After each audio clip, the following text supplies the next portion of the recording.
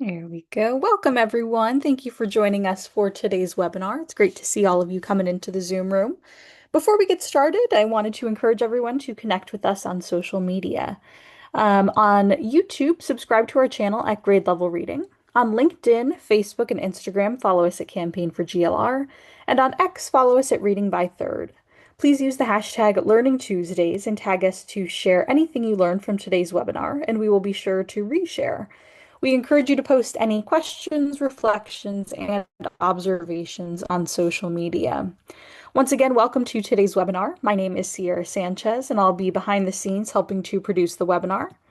Before we get started, I just wanted to take a moment to acknowledge our enterprise and our programmatic funders, as well as our individual donors. Your support not only allows us to hold these vital conversations, but also helps us create meaningful opportunities to share insights, foster connections, and build the CGLR community. Thank you. I also want to give special thanks to our Leo sustaining sponsors, who you can see on this screen here. Thank you to these wonderful organizations for sharing their support so we can have these weekly Learning Tuesdays conversations. And before we begin, I wanted to share just a few housekeeping details with you. First, we would love for you to introduce yourself. So please please use the chat box to share your name, city or state, and your organization with all of us. Be sure when you're typing in the chat box to respond to everyone so that we all know who is here. And feel free to share your thoughts and insights throughout the duration of the webinar in the chat box.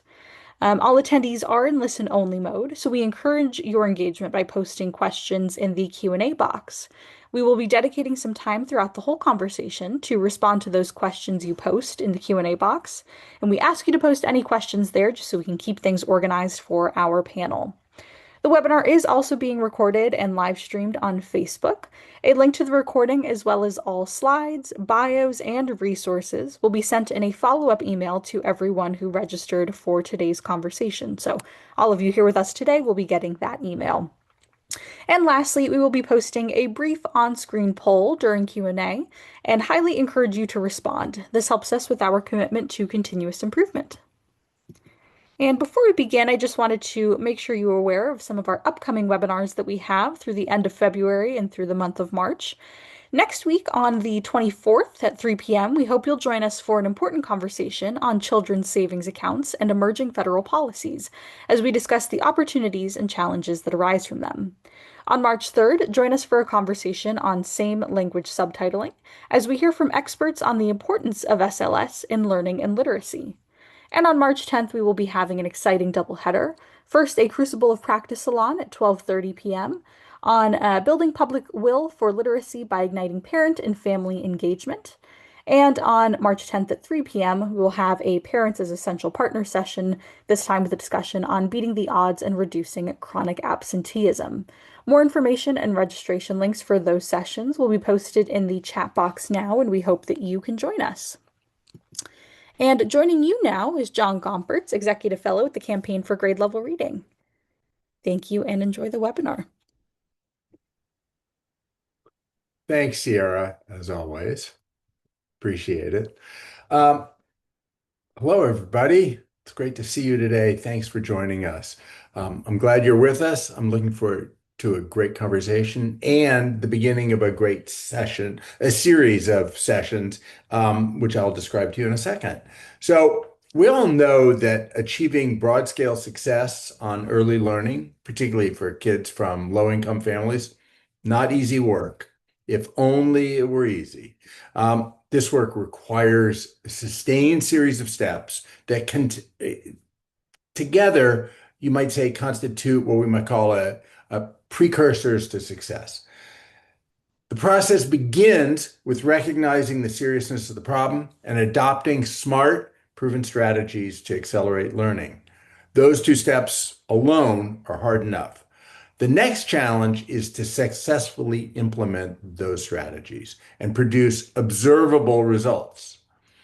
The pursuit of this kind of high quality implementation will be the focus of a series of campaign sessions in the coming weeks and months, beginning right now. Before diving in, let me take a moment to review how the campaign has taken on the various parts of this Steps to Success sequence.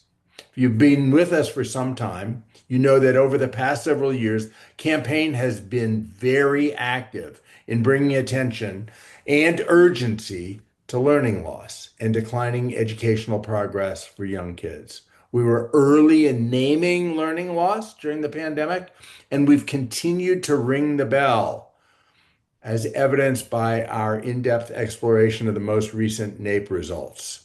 We will persist in emphasizing the depth and the urgency of the early learning and early school success challenge, with special attention to the persistent achievement and progress gaps for children from economically fragile families.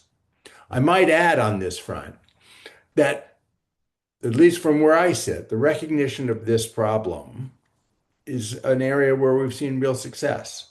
One can feel a new level of concern about early reading and early school success. We see it in the media, we hear it in conversation, and we're beginning to see it in the words and actions of our leaders. At the same time as being insistent about the scope and seriousness of the early learning challenge, the campaign has been equally committed to defeating the narrative that nothing works. For the work that we all have set out to do, there is nothing more dangerous than that idea that poor achievement for some kids is inevitable, it's inexorable, it's unchangeable. We want to show that success is not only possible, it is happening. That's what our focus on beating the odds and bright spots is all about, and why we've spent so much time hearing from those places that have shown strong progress on reversing learning loss and accelerating early learning. Based on what we've learned from those places and from the evidence, the campaign has zeroed in on a series of proven strategies that we call big bets. We've focused on strategies ranging from regular attendance to high impact tutoring, to teacher training and support, to family engagement, to technology enhanced teaching and learning. And we're heartened to see that what is now, I would say, a considerable consensus developed around what should be done to accelerate early learning, especially for kids from economically fragile family. The challenge now is less on what to do and more on how to do what must be done. In other words, how to successfully implement proven strategies. And if we know anything about any of this, we know it is much easier said than done. That's why in the coming weeks and months, campaign will conduct a series of sessions that examine the core elements of successful and sustainable implementation of strategies for improving early school success. Today is the first of those sessions, and we hope you'll stay with us and learn with us through this series. We're going to start with the fundamentals. What are the essential elements of successful implementation? And our first guest today, Jimena Franco Jenkins, is going to help us with understanding the basics. But here's a little preview. Successful implementation involves a known destination. You're working towards to implement a specific evidence-based practice, a dedicated team with clear responsibility, with knowledge, data, and decision-making authority, appropriate resources, and ongoing support, not just a one-time investment, and the ability to balance fidelity to a model of something, a proven strategy, with responsiveness to local conditions. And finally, continuous improvement, including fostering a culture that embraces constantly learning and adjusting. We're going to hear a little bit about that from Matt Hornbeck. Doing all of that, all of those things in isolation and in a static situation would be hard, but possible. But as we all know, one doesn't even get to do this work in isolation, and it's certainly not a static situation. Quite the opposite. While you're implementing or supporting the implementation of a particular change, all kinds of other things are happening. Circumstances and contexts are changing. That's why, in addition to looking at the essential elements of a successful implementation, we'll also hear about and learn about the big challenges and obstacles to implementation and the strategy for navigating around those challenges. Again, we're going to hear about what happens when there are changes in leadership and staffing, the availability of essential resources changes, unexpected changes in local or national conditions, and distractions, either in the forms of just the demands for normal functioning or the appeal of the next big idea, the bright, shiny objects.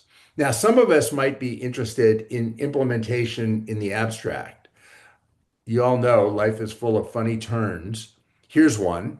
30 years ago, my wife, Catherine, actually published one of the seminal papers on the implementation of innovations. I couldn't make that up. Honestly, that happened. And I've always been a step or two or three or 30 years behind Catherine. 30 years is pretty far behind. And I don't think I've really got time to catch up anymore. But I did read her paper to prepare for this conversation. Not all of us are as interested in implementation in the abstract as Catherine is, but we are all interested in early school success. And getting there is going to take some seriously successful implementation. So that's our charge, to learn about implementation. We will start by establishing the fundamentals. We will look carefully at implementation experiences in the early learning arena, and including some of the work of members of our CGLR network, and with some of the big bets that the campaign has identified as proven strategy for accelerating early school success. And continuing our commitment to highlighting places that are beating the odds. Today, we're going to hear from three places that are doing just that. And if you want to learn, by the way, more about other places that are beating the odds, you might want to check out the series in the 74 by that name. We'll drop a link in the chat to that series. Through this focused set of sessions on implementation, what we'll try to do is amass the resources and the stories that will help others who are working to bring about change in their communities. All right, that's enough from me. With that backdrop, let me introduce you to our guests for today's sessions, and then we'll get into it. As always, the full bios are posted in the chat, and we do these introductions in alphabetical order. So Lindsay Blevins is with us. She is the extended learning coach for Tuscaloosa City Schools in Alabama, where she leads the district-wide 21st Century Community Learning Center after school and summer programs. Jimena Franco Jenkins, who I mentioned earlier, is a senior research scientist at the UNC Frank Porter Graham Child Development Institute, and importantly for us, co-director of that institute's National Implementation Research Network. And she leads the work on early childhood there. Ray Hart is the executive director of the Council of Great City Schools. He is not only a good friend of the campaign and of these sessions, he also has a background in research and evaluation, so he knows whereof he speaks. Matt Hornbeck has served for nearly 2 decades as the principal at Hampstead Hill Academy in Baltimore, which is among the highest performing elementary and middle schools in Baltimore City. Finally, Alicia Sanborn is the Director of Early Literacy and Assessment for Washington Unified School District in Fresno, California. She's responsible for implementing high-impact tutoring programs in her district to meet the district's literacy needs. Thanks to each of you for joining us today. We appreciate it, and we look forward to your thoughts. So just a reminder to everybody in the audience, please put your questions for the panelists in the Q&A box, not the chat, and we'll channel those questions to our guests throughout the discussion. Jimena, can you join us to start?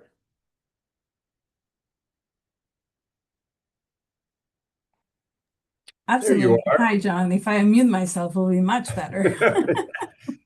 Thank you so much for joining us. Absolutely. All right, so you're the co-leader of the National Implementation Research Network, and that sounds right on point. Can you tell us a little about the network and what you do? Absolutely.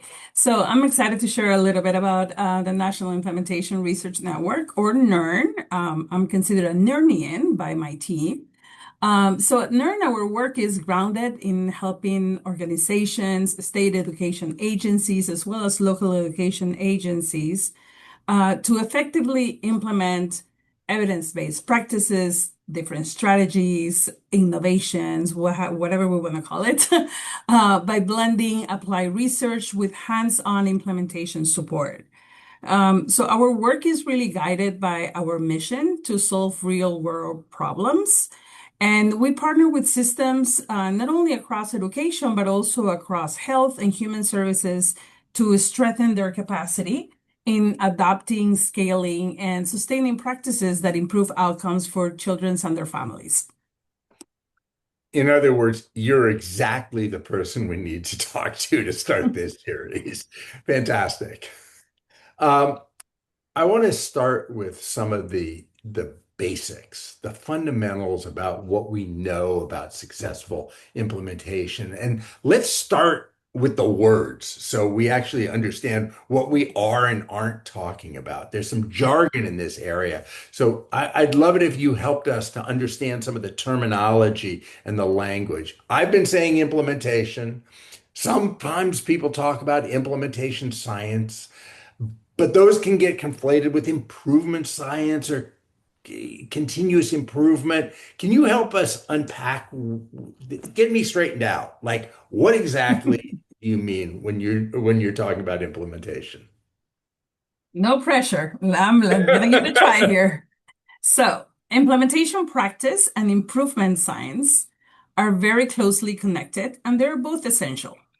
So when we are talking about implementation science, we're referring to the methods or techniques that we really use to enhance that adoption, implementation, and the sustainability of the practice, the evidence-based practice, the intervention.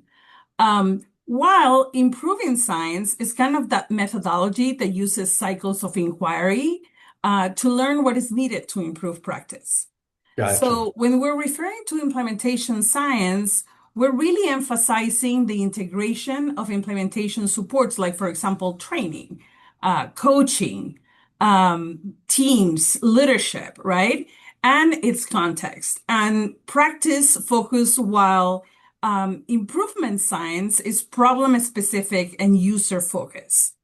Now, when we talk about implementation science, it includes two kind of RAMs, for lack of a better word, implementation research and implementation practice.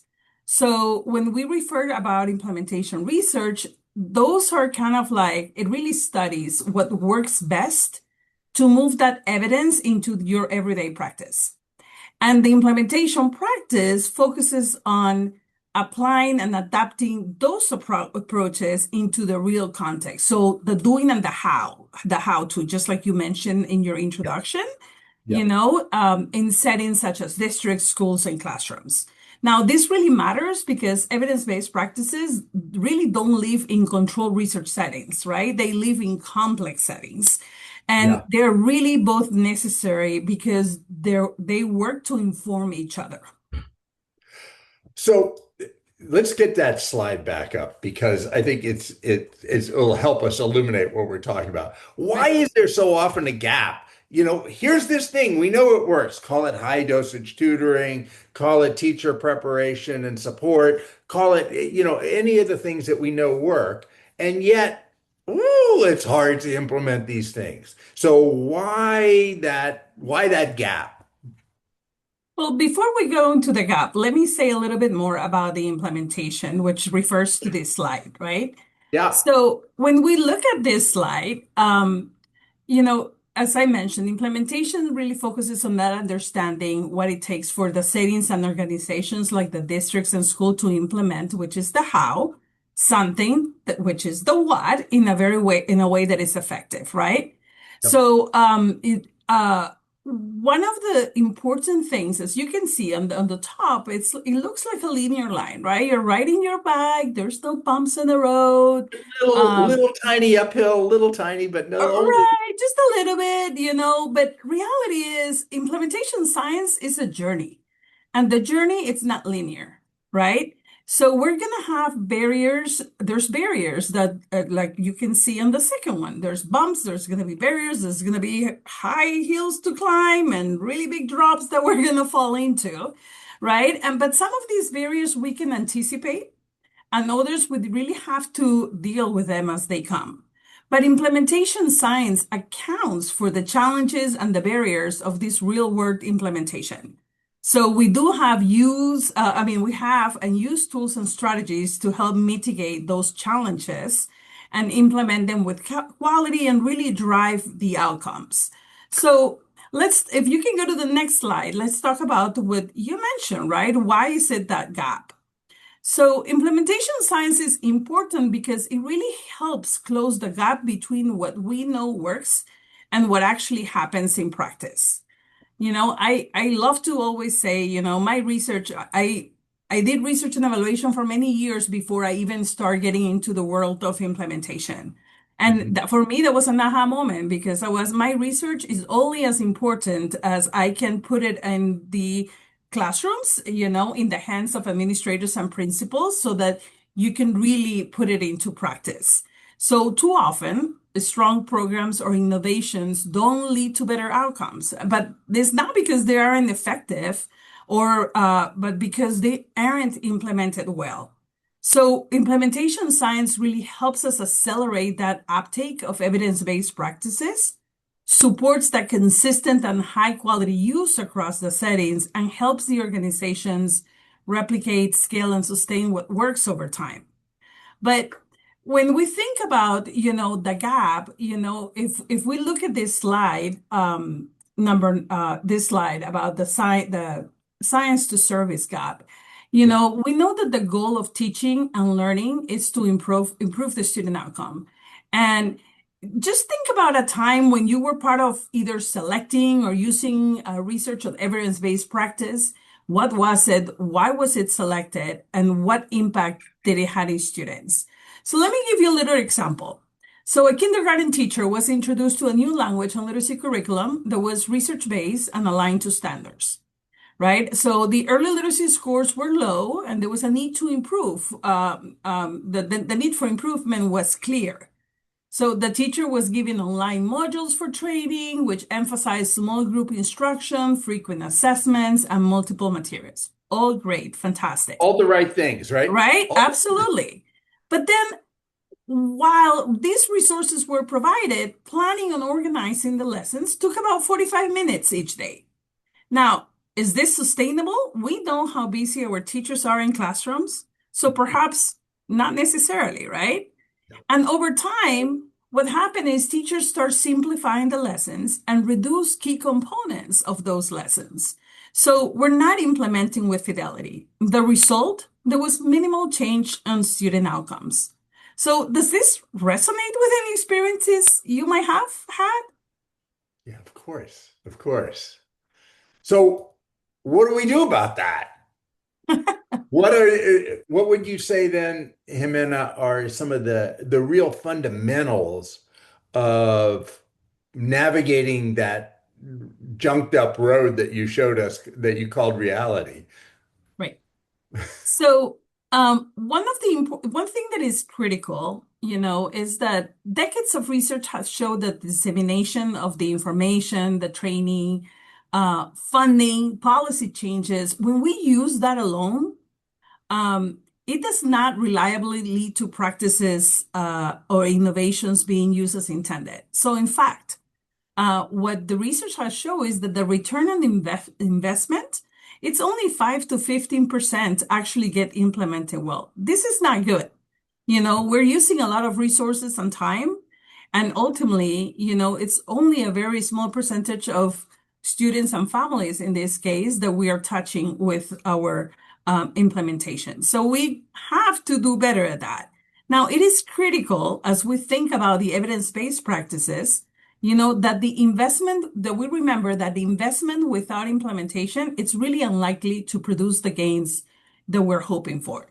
So if you can show the next slide, Yeah. one of the things that we refer to at NERN, research across multiple fields has really identified three components that when you put them in place, lead to the effective and sustained use of innovations and resulting in improved outcomes for students. So in research, we sometimes refer to this as the active implementation formula, and it is the basis of implementation science. Now, if you look at the formula, you can see that it looks like a multiplication, a math formula, right?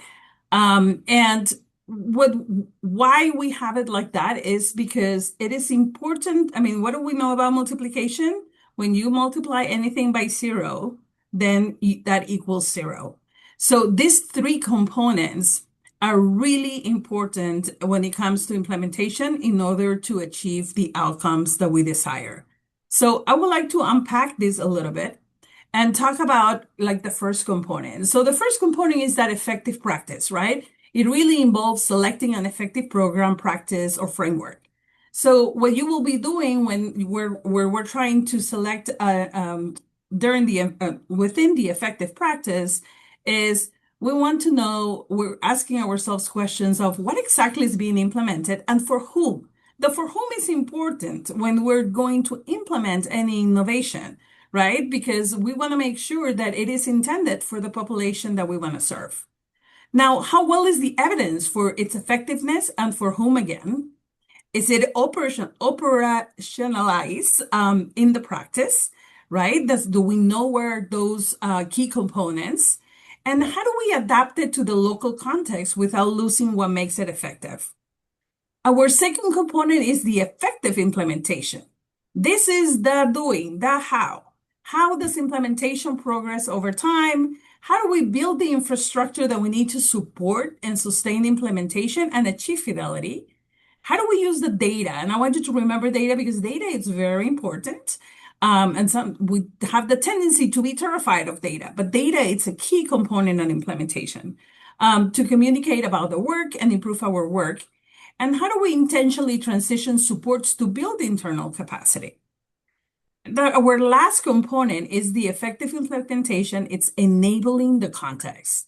Are we engaging the stakeholders, the critical perspectives that we need, right? Do we have representative teams where we can hear the voice of all of those that need to weigh in on how we're going to implement a practice? The using of the data for continuous improvement, it's really key to improve the fidelity of the practices and really sustain this over time. So again, Do you what want I to will jump say to to the wrap next? this up is, make sure that your three components are being attended to achieve outcomes. You want to go to the next slide, Jimena, where you break out each of these boxes? Absolutely. Yeah, go So, ahead. so the components of active implementation are really further defined by the 5 active implementation frameworks. I think someone in the chat quoted the work of Dr. Fixon. I mean, he's done amazing work in implementation science. Yeah. The active implementation forward, for example, on the effective practice, that's the usual of innovation, right? We want to do a practice, something that could be used, something that could be implemented, something that we know, has the research behind that is going to support that effective practice. Then under the effective implementation, we have things as the stages and the drivers. I'm not going to go deep into all of them. We're going to touch on them as other folks, share their amazing implementation work that they have been doing. But one of the things to remember about implementation is the importance of the stages and the system. One of the Implementation has the changes happen in stages, not all at once. It seems very overwhelming as you're starting, but it really happens on stages. And we have four stages on implementation. One is being exploration, which is where we really assess the need, examine the fit, and the buy-in. And for buy-in, I'm referring more about how are we changing those mindsets so that we are like ready to implement, right? I mean, are we really thinking that what we're going to implement is appropriate for our students, for example, that is going to be feasible and acceptable by those who are going to be implementing it. During the stage of installation, we're really assuring the resources, developing the supports, making sure that we have a plan, right? That we're going to have a communication protocol. How are we going to be measuring our progress? During the initial implementation, we initiate with students and families, for example. We can use that data to improve supports, just like I mentioned, like the continuous improvement, where sometimes we do small tests of change.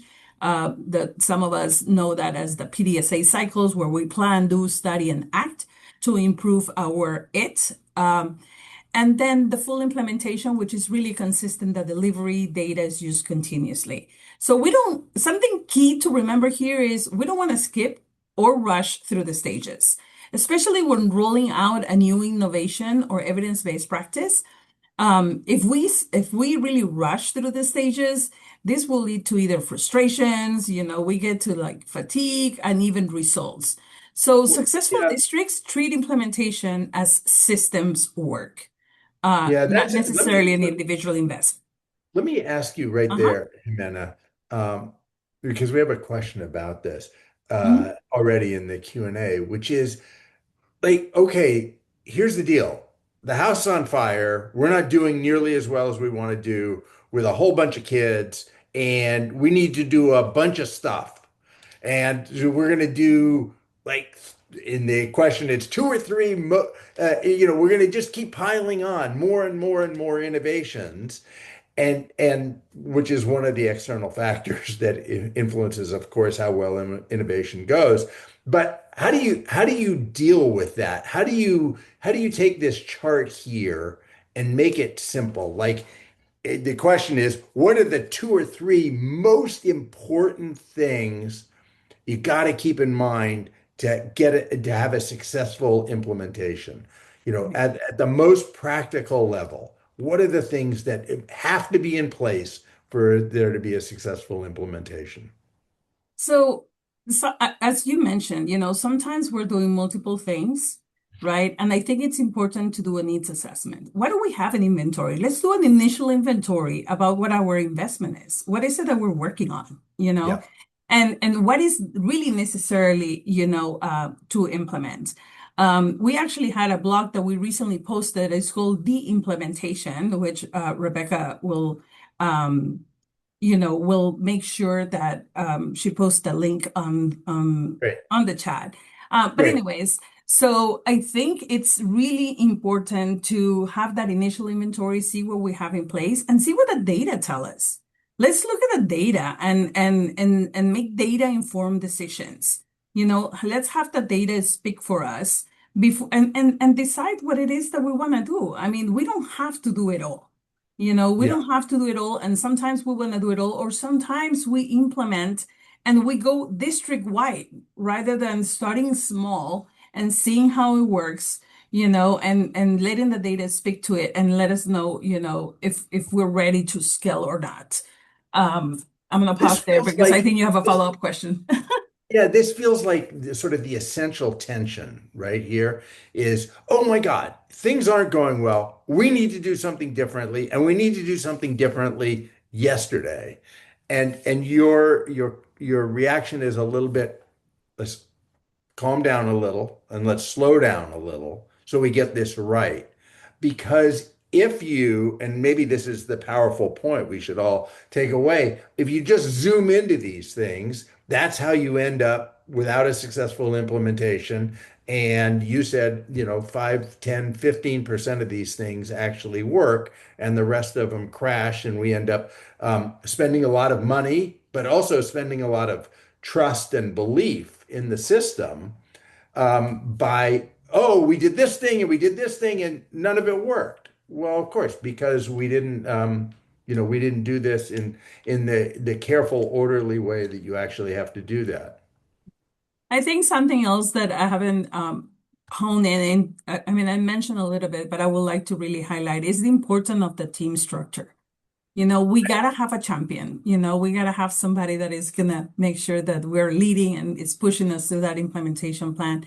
We gotta have folks that are really able to, have decision making, right? And help us through that, follow through with that plan. The teaming structure is important. We want to have those critical perspectives. We want to have diverse representation. Yeah. If you're building an implementation team within the district, for example, if we're going to implement a language and literacy intervention, you want to make sure that you have representative for English learners, special Sure. education, instructional, however we call it differently, Yeah. instructional support coaching within different districts. So you want to make sure that we have those representations and that we're using the data to make informed decisions moving forward. Yeah, great. Okay, this is a fantastic start. I appreciate it so much. We're going to come back to you and listen carefully to our other friends because I think there'll be lots for you to respond to. Ray, thanks so much for joining us. As always, super friend of the campaign and of these learning sessions. As I did with Jimena, can you just, for those who have not experienced you before, can you just give the little thumbnail on Council of Great City Schools? I'm happy to. First of all, thank you very much for having me, as always. And it's an honor and pleasure to join such a distinguished panel as well. And I'm looking forward to hearing the other panelists. As you said, I'm Ray Hart. I am the executive director for the organization called the Council of the Great City Schools. And we work with 81 of the nation's largest urban school districts around the country. And happy to highlight their great work. I could select any one of those 81 districts, but happy to highlight some of the successes of a couple of districts in the interest of time and kind of what they're doing in terms of the how they're actually getting the changes that they are in reading for their young students. That's fantastic. I know that in our previous conversations, Ray, you have been singing the Beating the Odds and the Bright Spot song. So we share appreciation of how important these examples are in defeating that nothing works, it's impossible narrative. It's all too prevalent. I am particularly interested today in how schools how these districts are succeeding, not necessarily which interventions and responses they selected, but what was their special sauce in implementation that allowed them to produce such powerful results. I mean, Jimena basically told us just now the odds are against succeeding when you we're beating the odds and beating the odds again because the odds are against you for succeeding when you try an implementation. So, what can you tell us about what folks did and the conditions that existed to produce such successful implementations? So I'll highlight a couple of districts, and I'll talk at a very high level because I know you've got some district specific conversations. One of Yeah, the districts I'll highlight as well is Baltimore City Public Schools, and I know you're gonna come up and get a school perspective a little later, but I'll give a little high level. great. And another one is New York City Public Schools, and first of all with Baltimore, just what they've done in terms of reading, particularly coming out of the pandemic. There is a website that is the Education Recovery Scorecard, and we'll share a link to that in your chat. But they have really highlighted a number of districts around the country who have done extremely well in beating the odds, as you shared. Baltimore, in particular, has grown coming out of the pandemic. Their recovery has actually been an entire half grade level well above the national average. So that's above everyone else's recovery. They've actually recovered students well above that, and it's significantly higher than their peers. And one of the things that they focused on, as well as New York City, I'll talk about New York City as well. New York City actually had overall aggregate growth in reading of 10 percentage points on their state assessment. But in third grade in particular, it was 12.9 percentage points growth, and in fifth grade it was 15 percentage points Wow. improvement in reading. And for both of them, they did similar things. They did a couple of things differently, which I'll highlight, but they did similar things. They both, one, focused on what has nationally been referred to as high quality instructional materials. And so Yep. many of our districts across the country have, and many of our states as well, have focused on the purchase of high quality instructional materials. But that wasn't enough. And what we've seen across all of our districts is the simple purchase of those materials doesn't cut it. It's what do you do with your teachers to ensure that in the implementation of those high quality instructional materials, your teachers are actually increasing the rigor of instruction in their classrooms. And so both those districts, I had an opportunity to visit classrooms in Baltimore City, and they both spent a significant amount of time on the professional learning required not just for teachers, but for principals and other staff throughout the district in terms of what does it look like to actually implement these at a high level. Dr. Franco Jennings mentioned this a few moments ago earlier when she also shared uh, doing it district wide. In both districts, one of the things that we've learned and we've seen from a number of our districts across the country is if you're going to implement something, if you want results at scale, you have to implement at scale. Mm. And for New York City, just to give you an example, New York City implemented in the first year, and they created what they called New York City Reads, Mm. which was an implementation they created in phases. But in the first year, they did 16 of their districts. Well, 16 districts in New York City was actually 365 schools and 150,000 students. Oh my. So they didn't try to take one school here or one school there or one district and let's see how it worked.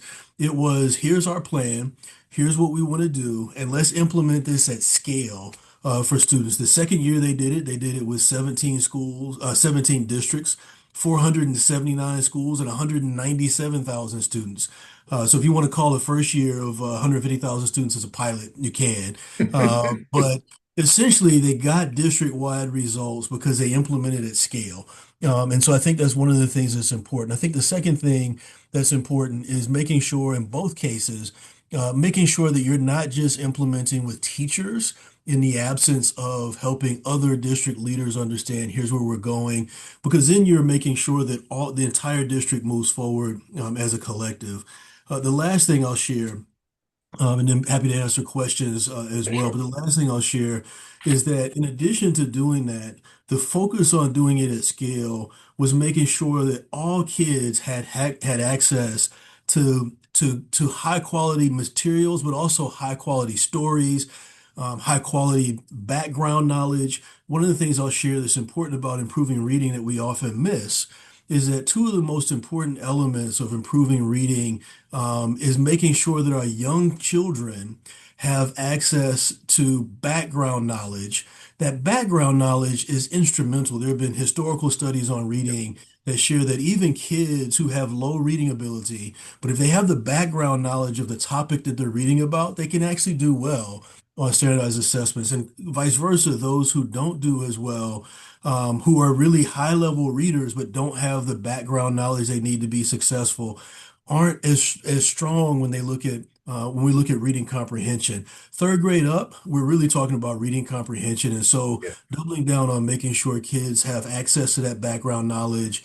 That we're building their vocabulary at the early grade levels. I often share there's not a word, there's not a definition of a word in the English language that a 3-year-old can't learn the meaning of. It's how we build their oral vocabulary and their oral understanding from 3 years old and up that makes a difference in whether or not they'll be strong readers by third and fourth, fifth grade. Ray, what you said about moving at scale is really interesting in this context. It makes me curious in Baltimore and in New York, the two examples you cited, who decided and then who was put in charge of implementing these changes? Jimena talked about the importance of leadership. Matt is going to talk about the importance of culture around these changes. we know that change often meets, I mean, on Jimenez Complicated Road, one of the things is resistance, right? It's opposition. It's, oh no, we don't want to do the new thing because this is the way we've always done it. So we're going to continue.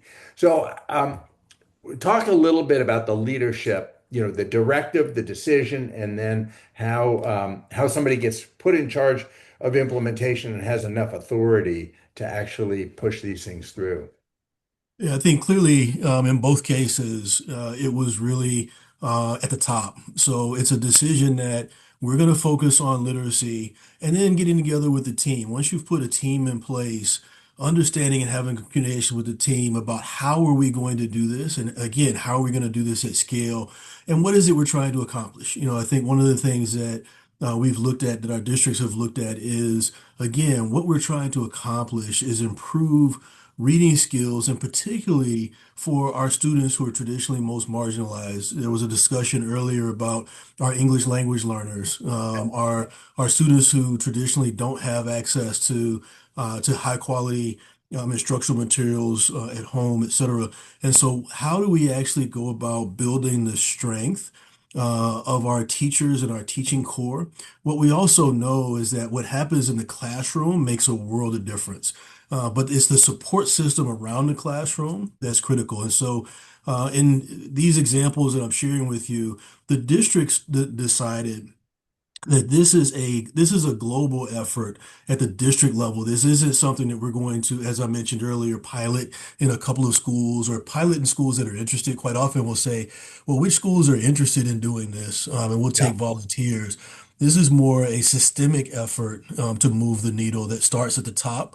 And then those leaders at the district level are saying, all right, here's how we're going to go about doing this. But again, it's about supporting the principals and the other staff in the district to understand kind of the vision and where we're headed as well. That is such a good point. And you, maybe because you're so smooth, or maybe it's inadvertent, you built a perfect bridge to hearing from our three school and district level leaders about how they experienced and implemented from decisions that got made up high, and then they worked them through. So thanks, Ray. Don't go far because we're coming back shortly. Thank Thanks. you. All right, Lindsay, can you join us? Oh, right on time. Thanks so much. So we're starting with Alabama. National Summer Learning Association just had their meeting in Alabama because Alabama's made such a big commitment to summer learning.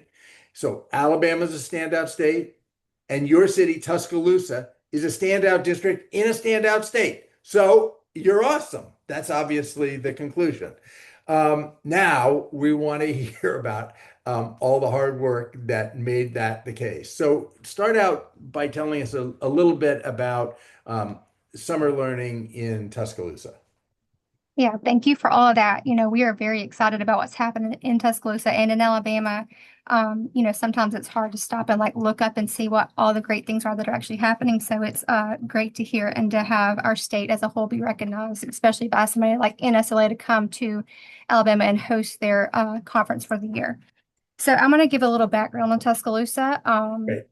Our model, it's built on joy. So we know summer is sometimes a hard time to get kids engaged in school because it's volunteer. It's you don't have to come in the summer. There's no laws requiring it.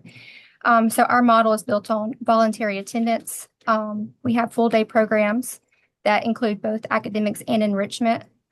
We have 5 days a week. We do small class sizes. So 1 to 15 ratio is our goal. Our programs are free and affordable, and we try to remove barriers such as transportation, and we provide meals.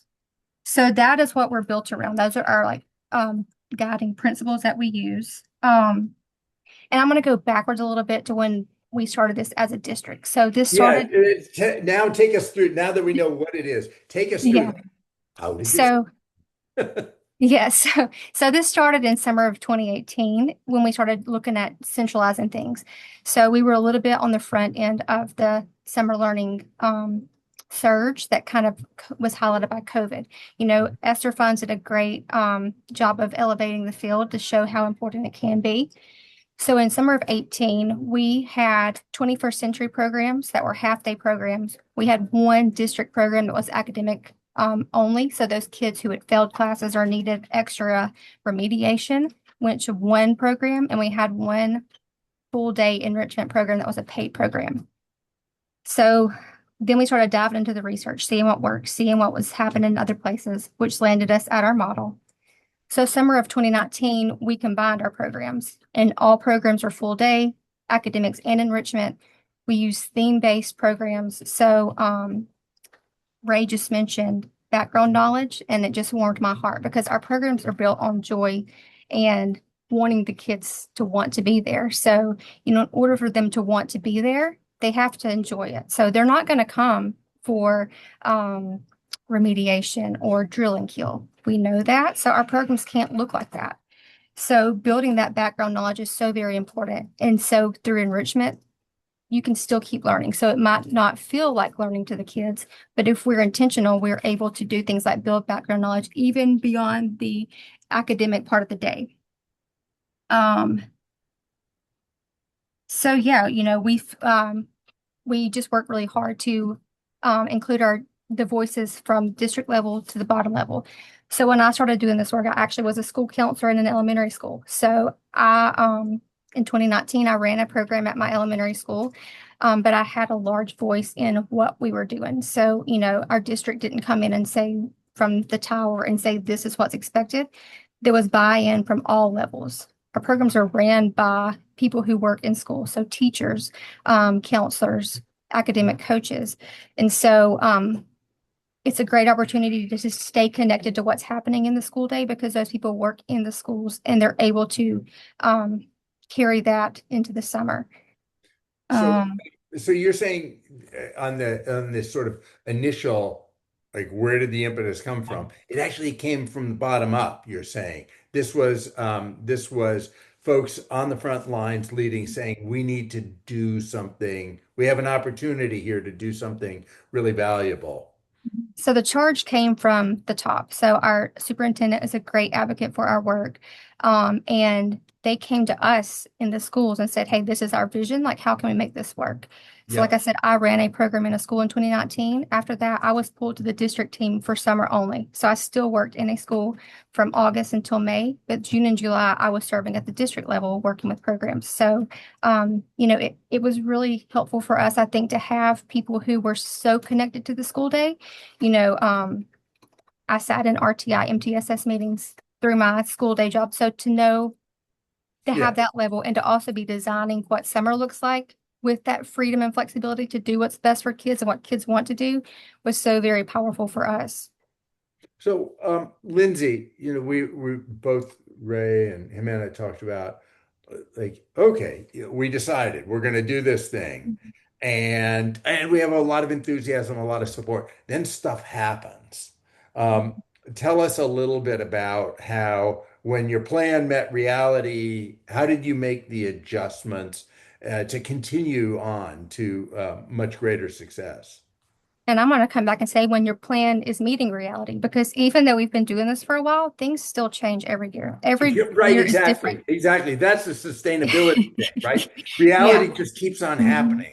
Yeah, so it's like every year there's a different thing that comes up, so we are in a constant state of continuous improvement. I know that's a word that we all are very familiar with, but truly, like in the middle of things, if something needs to shift, if it's not working, how do we need to shift it? So if we're not meeting the needs of our kids, reflecting back, we have lots of conversations where we pull in different departments from our district. So this is not just a one department thing. Like I'm housed in federal programs. Our curriculum instruction team is very heavy in it.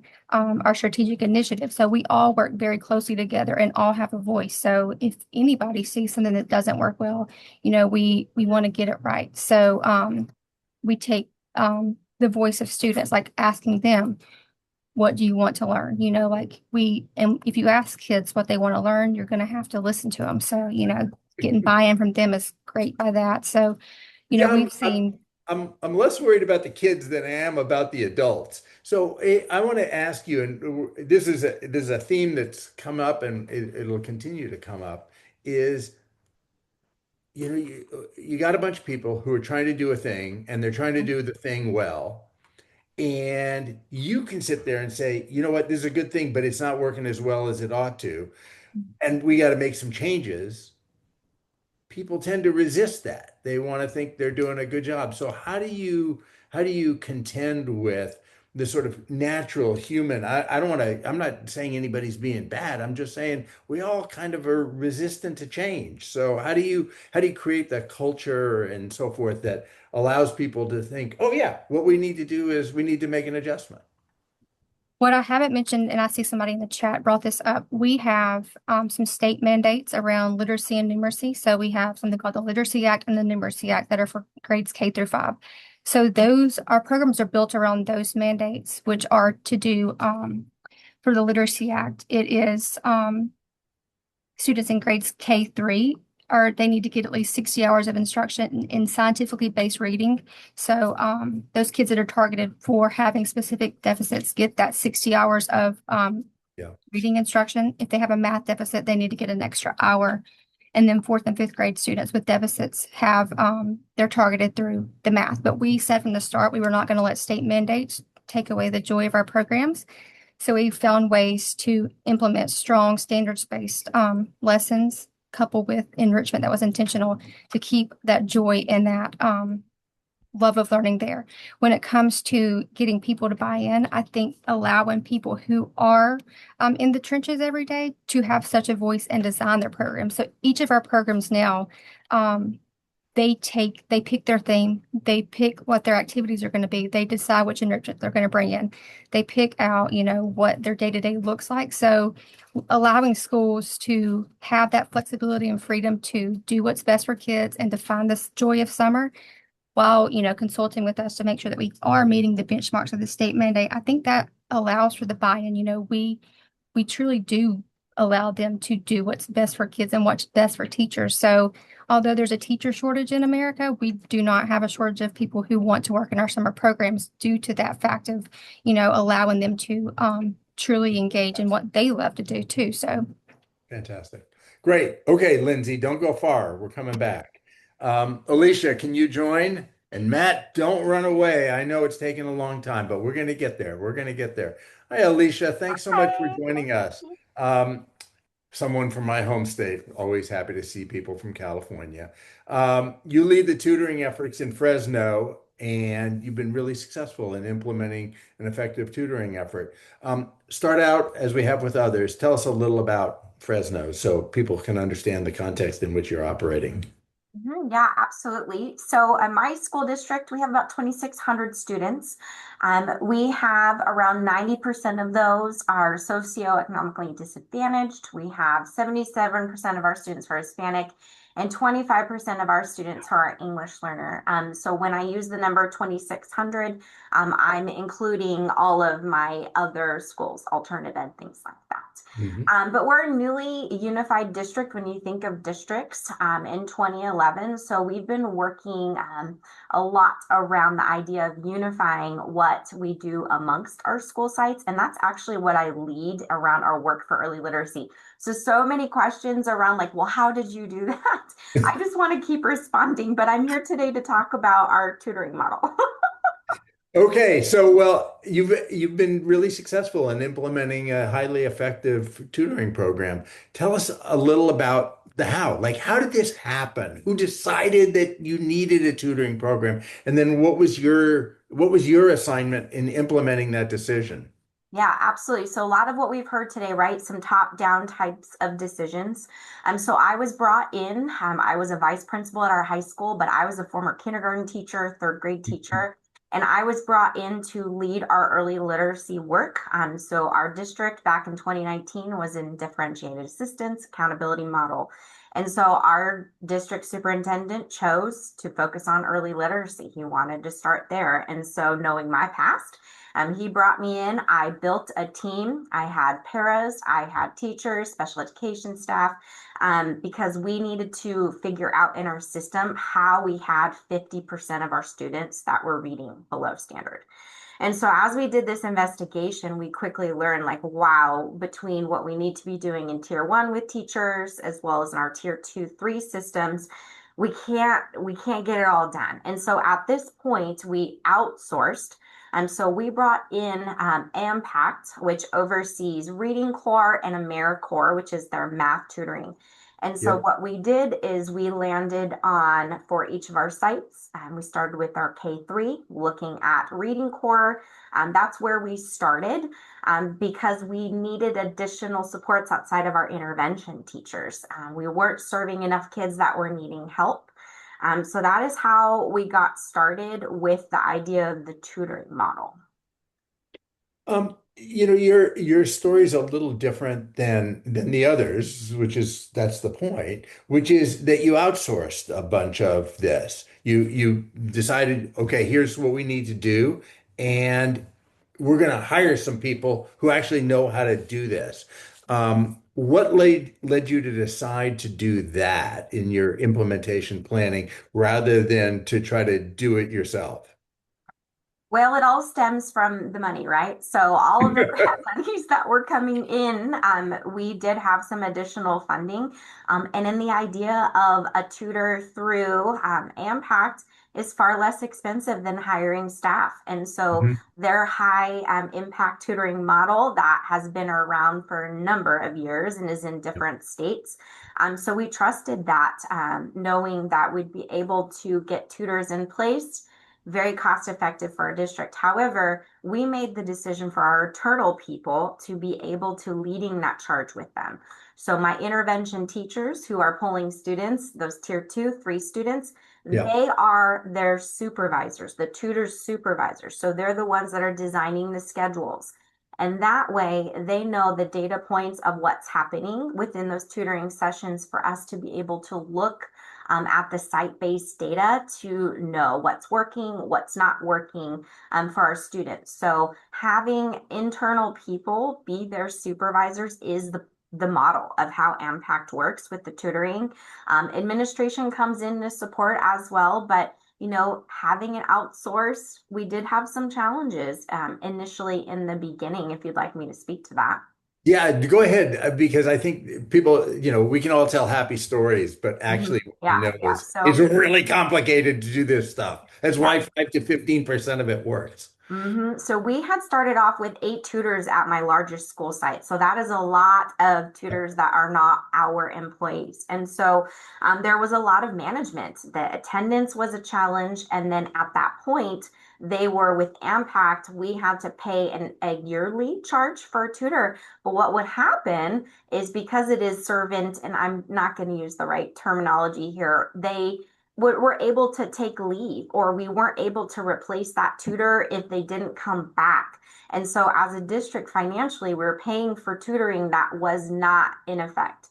So I actually kept going to AMPACT saying, hey, we need to change this. This model has to change. And so they did. They changed the model from a monthly model. So when we would lose a tutor, maybe their college courses changed or their life moved on, we were only paying for the tutoring that we were receiving, but that first year that wasn't the case. And so I kept going back to the source and saying, nope, we need to change this. So it did take some time. So part of what I'm hearing there, though, Alicia, is that you had the power to do that. You had the authority to call these guys and say, no, this is not okay. Mhm. And I think that's one of the things that we heard from Alicia and we've read is that somebody needs to be in charge and they need to have authority to make decisions. And so you showed that for sure. And we Okay, saw don't go far. We're coming back, Okay. but this is great. And now, Matt, somebody always has to be last, and you got it today. Thank you for your patience, and I'm sorry for that. So your situation's a little different, and I think will be illuminating. You run a school, not a district, and not a program. You're a principal.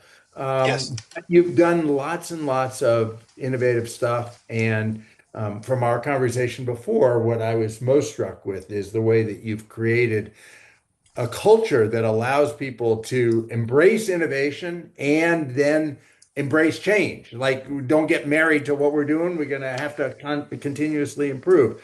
But let's start a little bit at the top, as we have with others. Tell us a little bit about your about your school so people understand what we're talking about.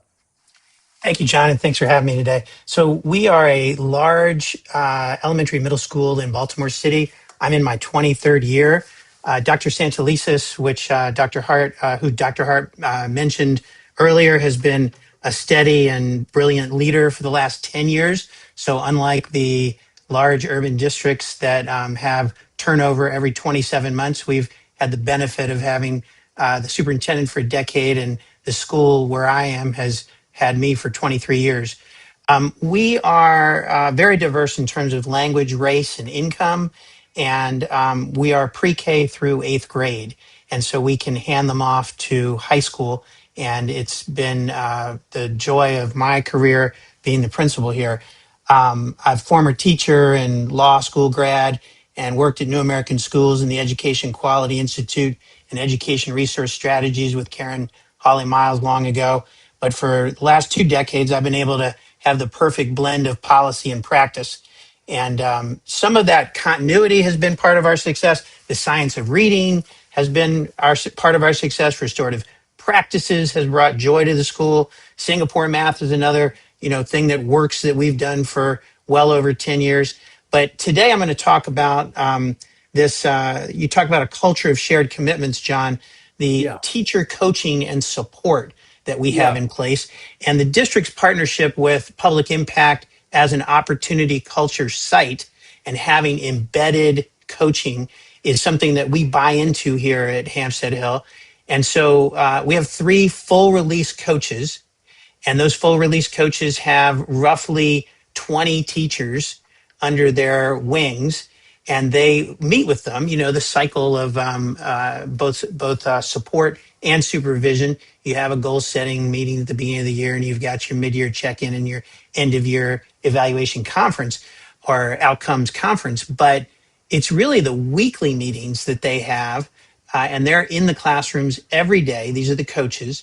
And what is it that just like every other member of the panel said, you've got to meet teachers where they are, and you've got to meet students where they are, and figure out how to accelerate things. And so the coaches that we have are expert at that, whether it's classroom management or I'm doing a new unit I haven't done before. Could you model it for me? Can you cover my class while I go see another teacher? We have one of the things we do is try to make sure that every teacher sees someone else teach at least 4 times a year, and some of that is some of the best PD that we've put together. And having weekly, we do a postmortem on what happened the previous week. So we care about lesson planning, but we care more about what a teacher actually accomplishes for the week. And so on Fridays, teachers turn in here at Hampstead Hill, they turn in what we call a lesson progress chart. And that looks at new grades, it looks at attendance, it looks at qualitative and quantitative problems that may have come up across the week that then coaches and leadership, admin, sit for 2 hours every Monday in this office. And we discuss what happened, what went wrong, how can we fix it, who needs more time if you're a student in a certain group, who can be accelerated. And that has really led to this embedded coaching having the benefit of real-time data that has really resulted in us being one of only 98 schools in the state that are rated by the state education agency as a 5-star school. We're the #1 middle school in Baltimore City, number 16 in the state of Maryland. We have a 9.9% chronic absenteeism rate when the state's rate is 24%. And some of the prior guests have mentioned joy, engaging the kids, and they can certainly tell when you don't like them, and they can certainly tell when you do like them. And so we try to make sure that teachers know that, and the kids want to come to school as much to see the teacher as they do their peers, maybe not as much, but close. And some of the data we've got on closing the gap is what I'm most proud of, John, and then I'll toss it back to you. One of the stats is that the average Black student in middle grades in math at HHA grew faster than 83% of all students, not in the city and not Black students in the state, but of all students statewide. And we've done that for years in a row. And so closing that gap is definitely a bright spot here at Hampstead Hill. Um, it's so impressive, Matt, and congratulations. It's amazing. Um, I am really interested in how you created this culture in which people are comfortable in sitting around and saying, okay, here's what didn't go well. So often, we talk about, oh, we're going to do an after action meeting, and then everybody praises everybody else, and we all go home thinking we did great, except we know that that isn't entirely true. So how did you create this? I think that Lindsay talked about that a real North Star in Tuscaloosa. Like, here's what we're really doing here. We're doing a bunch of activities, but we're working towards this goal. And if those activities aren't getting us towards that goal, we need to change the activities because the goal is the point. How do you keep people focused on what you're trying to really accomplish in a big way, rather than on, defending their performance or their turf? Well, let me first, people need to feel safe and need to be able to have open conversations and responsiveness and turnaround times on communication have to be there. But let me put it in terms of the grade level reading work. Yeah, I think great. reading by 9 is too late.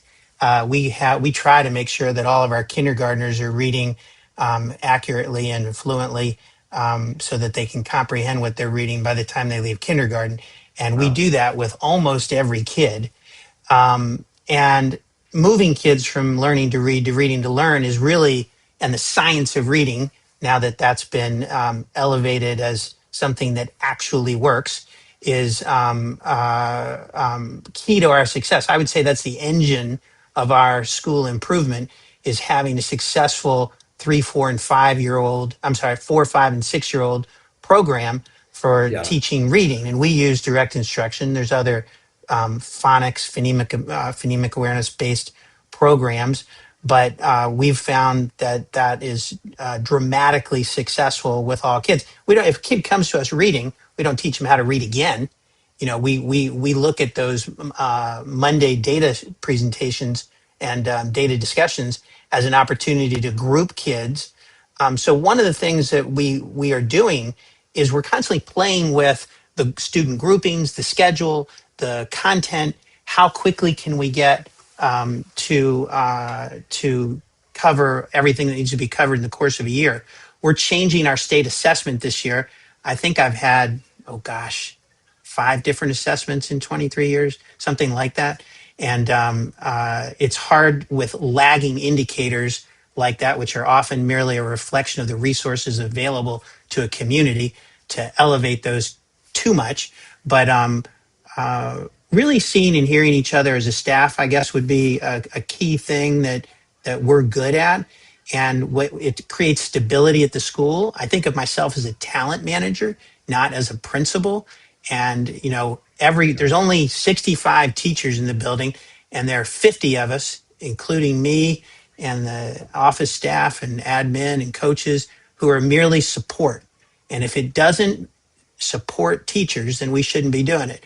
One of the things I organized around years ago was making sure that we had coverage. A school this size had about 500 teacher absences a year pre-pandemic, and after the pandemic, we have about 900 absences. And some of that includes FMLA leave, maternity leave, Sure. but just incredible puzzles that principals all over America are having to put together every morning at 7 a.m. when most people are just barely waking up. And we are looking at the coverage that's required so that you don't have to split up a class and totally throw your instructional plan out the window for the day. So we are very good at that. We're practiced at it. We're pulling in the same direction, and that has been a key piece of our success. It's awesome. Thanks so much, Matt. Okay, let's have everybody join. I know we're getting short on time. We're going to have the poll in a couple minutes. We have a bunch of questions.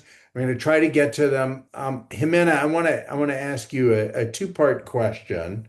One is for reactions to what. No, I've lost Matt on screen. Don't go away, Matt. There you go. There you go. There you go. Don't go away.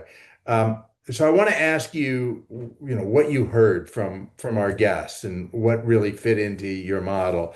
And then Tara has also posted a question that is so interesting about how people they want to implement something, but they don't have quite enough resources, so they want to simplify it. Can we make it a little lighter and so forth? And is that really going to work? Is it going to work to take your medicine every 3 days as opposed to every day? I don't know. Depends maybe what the medicine is. But go ahead and tell us a little about your reactions to what Matt and Lindsay and Alicia and Ray talked about. Absolutely. Well, thanks so much. I think what we have heard from all of the panelists are what implementation looks like, right? Within a different scope, when we heard from Ray about scaling up, one of the key things about what Ray was sharing in terms of scale that I would like to emphasize is that referring again to simplicity is that we really need to take into account resources, right? Like Alicia was saying as well. There might be districts or there might be states that are able to implement a full scale, but there might be other districts that might not have the resources to implement at scale, and that is okay. We can start small, right? So I think we can all focus on the how and take care of the it, based on the different resources and infrastructures that we all have. Something else that I wanted to emphasize is that when I talked about the implementation frameworks, I want to really lift that up. Those were designed with educators and with K through 12 education in mind. So we recognize that there's a sense of urgency sometimes, right? That we need to attend to a problem, we gotta solve it. But that urgency could lead to poor results. So we do have to take the time and think about those frameworks and the teams and ensuring that we're making data-informed decisions and our stages of implementation. I'm going to share something also on the chat for everybody, which is another resource, which is about we need to stop chasing programs and start investing in implementation and return on investment. And I think you're gonna when you take a look at that blog, I think it's really gonna resonate with some of the work that, for example, Alicia, you had to do, right? It's like I'm spending all this money on coaches. This is not working. What do I need to do so that we can make it feasible and work for you all? And I think what else that I wanted to mention? Matt, your model is amazing. You're implementing at the building level. And that I think one of the critical things that you mentioned is that coaching. Coaching is so critical when we're doing the implementation. But also those communication feedback loops, creating that safe space so that we can have teachers come to you and say, this is fantastic, but it's not really working. Somebody in the chat posted a comment about, well, how do we do simplicity? What are some examples? Rebecca is gonna be posting on the chat, 3 projects that we had. One is our CSEP project that really we have been working for the past 20 years with states to support with their evidence-based implementations at the state level. We also have, Matt, as you were mentioning about mathematics, I recently led a project in which we implemented high-quality math curriculum across 19 school districts in the U.S., and we have developed a lot of materials and have found similar findings not only for our Black students, but also for our English learners. So we're putting the link to that in the chat. And we also have another good example in which we have project work that named the New York Network. And this was something that was developed of the effective implementation cohort in which we really work with some of the districts in the state of New York to support their adoption and implementation of the curricula. So just always keep in mind, my advice to all is keep in mind those frameworks because they work. We have been working with those for years, and we have, many evidence that really supports that taking the time on that adoption process and looking at all those different drivers are really going to support the achievement of our outcomes in the work that we do. Yeah. Yeah, it's fantastic. Thank you, Jimena. Ray, any thoughts, reflections after hearing, you talked at the higher level and talked about some districts, but now having heard Matt and Alicia and Lindsay's comments, any thoughts about implementation and what makes these things work and what makes so many of them not work, what we need to look out for? And I think just lifting up the other leaders who were on the call, I think they have all expressed how important it is that each step of the way they are provided with the supports that they need to support teachers and kids on the ground. I think Matt sharing the reality is one of the things that I share quite often is principals get very little credit, but they are really the glue that holds everything together in their individual schools, having to deal with everything that's happening outside, but then making sure that their students, kids, and teachers feel safe and have a supporting learning environment inside the building. So kudos, and I think providing supports, making sure that everybody understands that we're providing supports to those individuals. We're really making sure that kids can connect to the learning experience. And there was um, one of the things I see when I go to classrooms around the country, and there was a question in the chat about just kind of our kids. One of the things I think people don't realize is that, particularly in the school districts that we work with, our kids actually learn quite their learning experiences and opportunities are significantly better quite often than their peers around the country. Yes, they come from more challenging home environments, but their learning opportunities and the rate at which they learn are astronomical. We get far more kids through to graduation and on to post-secondary education than you would ever expect, given kind of where they are. And that's kudos to the staff and the individuals on this call who are working with them. I think here's our engagement poll. This is not the exit music, but please do fill out the poll for us. It's really helpful giving us ongoing feedback. Ray, I love what you said about giving the implementers the support they need and thinking about what people across this panel have said is this is not something, these changes are not something that are being done to you or to fix you, but that this is a joint effort to accomplish something big. And lift it up like that. This is a joint effort to do something big, and we're doing it together. Is a lot better than the feeling of, whoa, things are terrible and you busted it, and now we have this new idea and we're gonna impose it on you and you have to implement it. I think that feels like a really important takeaway. There are so many good questions, which is very heartening to me because I can see how interested people are in these challenges and the successes around implementation. I think I want to just close with a little lightning round. The first question you got, Jimena, was what are two or three things? Let's even get tighter than that. If you had to say to people, here's the number one thing to keep in mind based on your experience for successful implementation of an innovation. You're going to bring a change that is going to improve student outcomes for young kids. Okay, it could be tutoring, could be summer, could be any number of things. You're bringing a change. The number one thing you would recommend to somebody who's leading that effort. Matt, why don't you start? I'm biased, but I would say getting principal buy-in.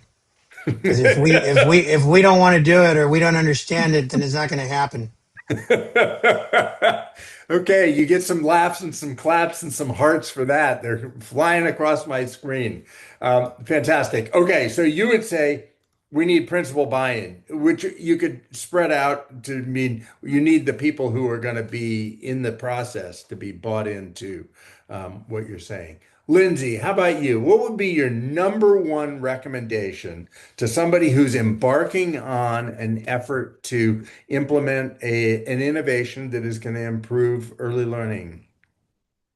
I think mine would be to have the openness and the honesty with yourself to take whatever strategy or new adventure this is and make it your own. You know, there's what works in Tuscaloosa is not going to work exactly copy paste somewhere else. So be willing to take that and work to see how what other people are doing can fit where you're located. Good, good, good. Great. Thanks. There are hearts and claps and all kinds of things going up on the screen.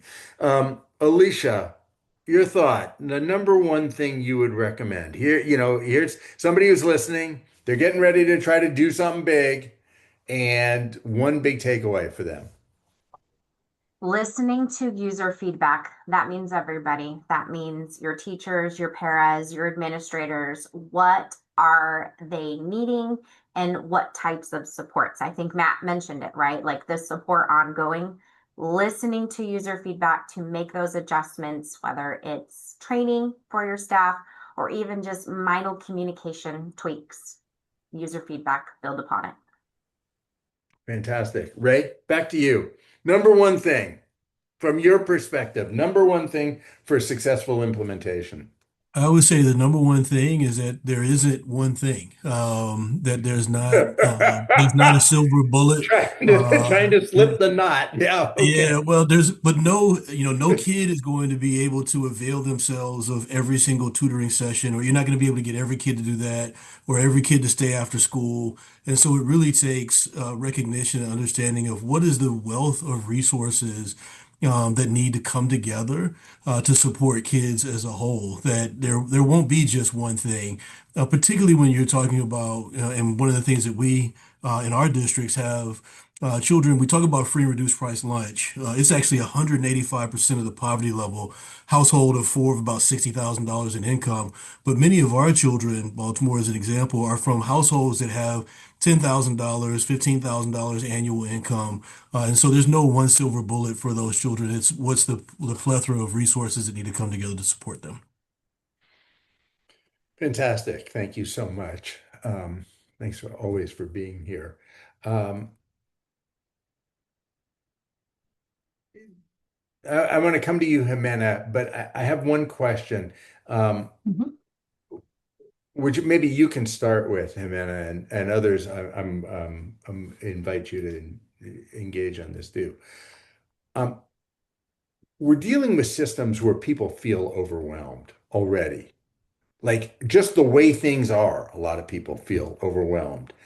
And then you see disheartening results, and a bunch of people say, oh my God, we have to do new things. We have to do more things. And people just feel overwhelmed. Good people feel overwhelmed, and then they become opponents of or skeptics of change. And we know how disabling that can be. So, Jimena, how do you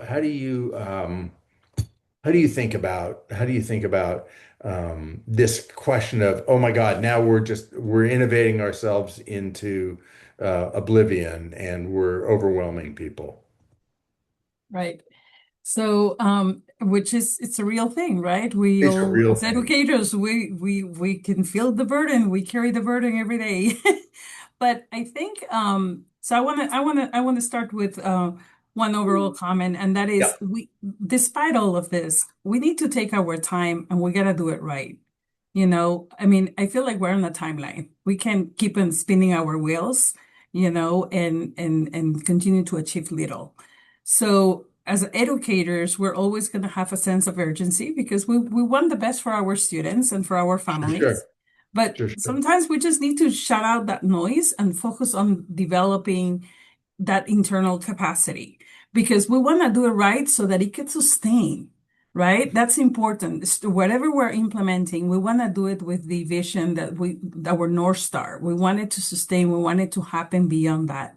So we really need to take a look at what is already being implemented and see if it is the program or if it is the implementation. And that is something that we're going to achieve by listening to, all our critical perspectives, our teachers, our students. What are we doing right? What are we doing wrong? Opening and having those lines of communication where we can have the continuous feedback as well as using our data to make continuous improvement. Fantastic. There are so many questions that we weren't able to get to today, which indicates so much interest in this topic. So for all those folks, we're hanging on to the questions. We're going to ask them in subsequent sessions.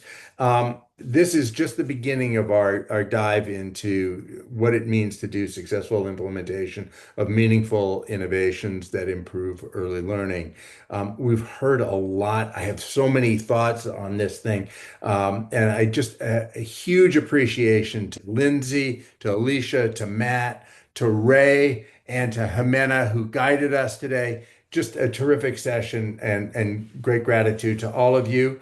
I wish all of you a good afternoon, and I'm going to invite Emily to come on for a second and tell us what our coming attractions are. I hope you will all come back and join us for more sessions on implementation because we got a lot to learn. Well, thanks, John. You're such an awesome moderator, and I just want to emphasize, sorry if we did not get to your question, but we really appreciate these outstanding questions. You guys are our audience, everybody's so deep into this work, and we really appreciate your thoughts and your questions.